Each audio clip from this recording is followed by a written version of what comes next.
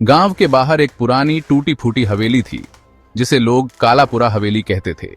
यह हवेली वर्षों से वीरान पड़ी थी और इसके चारों ओर की झाड़ियां और पेड़ इसे और भी डरावना बना देते थे। हवेली की खिड़कियां टूटी हुई थीं और दरवाजे जंग खा चुके थे। लोग कहते थे कि इस हवेली में भूतों का वास है और जो भी इसमें गया वह कभी लौटकर नहीं आया। कहते हैं वहां जो भी गया वो कभी लौटकर नहीं आया। गांव वालों का मानना था कि हवेली में एक भूतनी का साया है जो रात में जागती है और अपनी चीखों से सबको डराती है। हवेली के पास से गुजरने वाले लोग अक्सर अजीब आवाजें सुनते थे, जैसे कोई रो रहा हो या हंस रहा हो। रात में वहां से अजीब चीखें और हंसने की आवाजें आती थीं। हवेली के अंदर से कभी कभी दरवाजों के बंद होने की आवाजें भी सुनाई देती थीं, जैसे कोई अंदर चल रहा हो।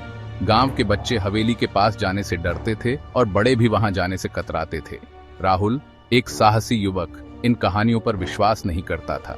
वह हमेशा से ही रहस्यों को सुलझाने में रुचि रखता था और उसे यकीन था कि इस हवेली की कहानियों में कोई सच्चाई नहीं है। राहुल ने ठान लिया कि वह इस हवेली के रहस्य का पता लगाएगा और गांव वालों को सच्चाई बताएगा। उसने अपने दोस्तों से कहा, मैं इस हवेली में जाकर रहस्य का पता लगाऊंगा। उसके दोस्तों ने उसे समझाने की कोशिश की कि यह बहुत खतरनाक है और उसे ऐसा नहीं करना चाहिए, लेकिन राहुल ने उनकी एक न सुनी और अपनी योजना पर अडिग रहा।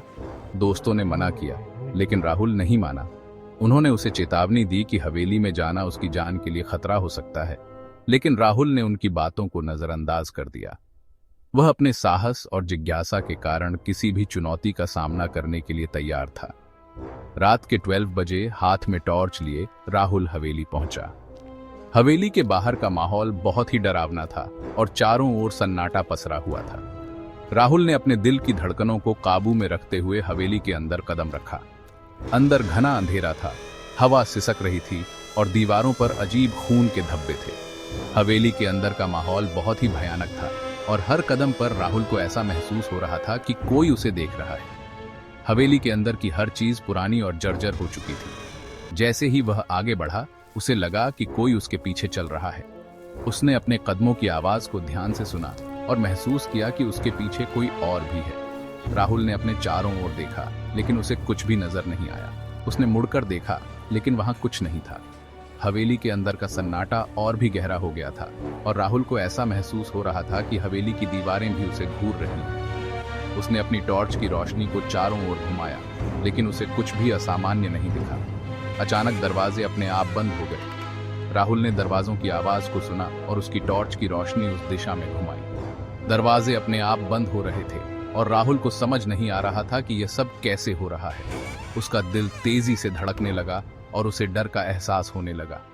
राहुल ने पीछे मुड़कर देखा तो एक औरत सफेद साड़ी में खड़ी थी। उसकी आंखें खून से लाल थीं और उसका चेहरा जला हुआ था।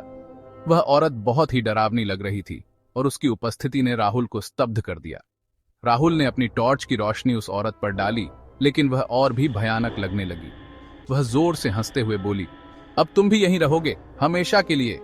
उसकी हंसी बहुत ही डरावनी थी और राहुल के रोंगटे खड़े हो गए। राहुल ने भागने की कोशिश की, लेकिन उसके पैर जैसे जमीन से चिपक गए थे। वह औरत उसकी ओर बढ़ने लगी और राहुल को ऐसा महसूस हुआ कि उसकी जिंदगी अब खत्म हो जाएगी। राहुल डर के मारे चिल्लाया, लेकिन उसकी आवाज बाहर तक नहीं पहुंची। हवेली के अंदर की दीवारें उसकी चीखों को दबा रही थीं और बाहर कोई भी उसकी मदद के लिए नहीं आ सकता था। राहुल ने अपनी पूरी ताकत से चिल्लाने की कोशिश की, लेकिन उसकी आवाज जैसे हवेली के अंदर ही गुम हो गई। अगली सुबह गांव वालों ने हवेली के बाहर राहुल की टॉर्च पड़ी देखी, लेकिन राहुल का कोई निशान नहीं मिला। गांव वाले बहुत ही चिंतित हो गए और उन्होंने हवेली के अंदर जाकर राहुल को ढूंढने की कोशिश की, लेकिन उन्हें वहां कुछ भी नहीं मिला। हवेली के अंदर का माहौल और भी डरावना हो गया था।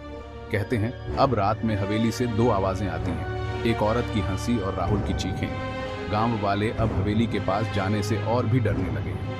हवेली की कहानियां और भी भयानक हो गई हैं और लोग अब वहां जाने की हिम्मत नहीं करते। क्या तुम उस हवेली में जाने की हिम्मत करोगे? क्या तुम उस रहस्य को सुलझा पाओगे जो राहुल नहीं कर पाया? हवेली का रहस्य अब भी अनसुलझा है और यह चुनौती अब तुम्हारे सामने है।